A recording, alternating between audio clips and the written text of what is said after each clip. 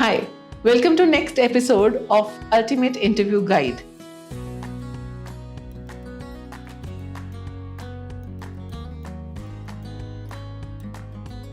बहुत अच्छा लगता है जब मैं आपके कमेंट्स पढ़ती हूँ एंड यस, सब कमेंट्स में जब मुझे बहुत ही ओवरवेलमिंग रिस्पॉन्स मिलता है और आपके टॉपिक्स एडवाइस होते हैं तो मुझे लगता है कि एक्चुअल ये एक एग्जैक्ट ऑडियंस तक पहुंच रहा है जिनको इन वीडियोस की जरूरत थी.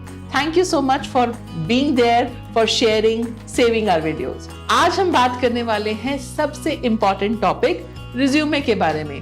अरे इसके बारे में हमने बहुत बात करी है, मुझे पता है, पर आज मैं आपको एक्चुअली बताऊंगी कि एज एन एचआर रिज्यूमे का मतलब क्या होता है.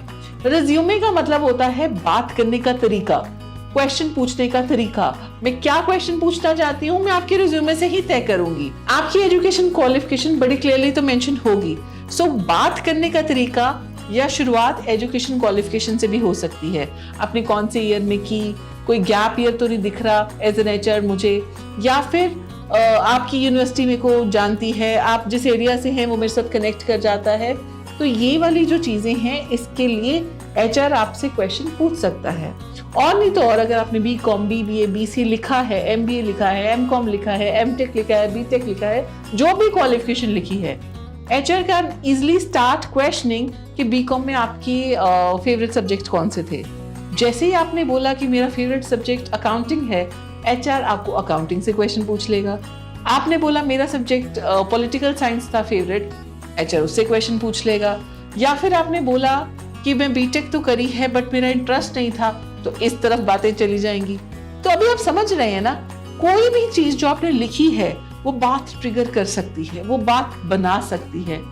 अपने रिज्यूमे में जो भी आपने लिखा है, प्लीज ओन इट. उसका हर एक वर्ड क्यों लिखा गया है ये आपको पता होना चाहिए. और ये जो मैंने आपको एक सीक्रेट बता दिया है कि हर एक बात से, हर एक वर्ड से बातें शुरू हो सकती हैं, तो आप समझ ही गए होंगे कि अगर कोई भी वर्ड लिखा है उसका मतलब, उसकी स्टोरी आपको पता होनी चाहिए. Very importantly please check your spellings once, twice, thrice, because अगर स्पेलिंग मिस्टेक होती है वहीं पर एचआर समझ जाता है कि इसने खुद ही अपना जो रिज्यूमे है नहीं पढ़ा. अगर पढ़ा होता तो स्पेलिंग तो मिस्टेक तो निकाल लेता, और अगर स्पेलिंग मिस्टेक नहीं निकाल सकता तो वैसे ही डम है. So you have to understand एक छोटी सी चीज कितना सारा कुछ ट्रिगर कर देती है माइंड में. ऑल्सो बहुत बार हॉबीज में फंस जाते हैं. When we write I love reading, मेरी हॉबी है वॉचिंग क्रिकेट, तो मैं तो पूछ लेती हूँ what was the last match score, test किसने जीता था, तीसरे नंबर पे बैटिंग करने कौन आया था, कौन रिटायर्ड इंजर्ड हो गया था, या फिर क्रिकेट में गुगली क्या होती है.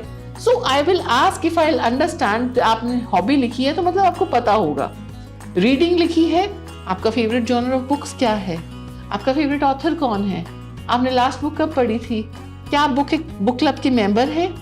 या फिर बहुत बार लिख देते हैं लोग मैं तो सोशल सर्विस करता हूँ.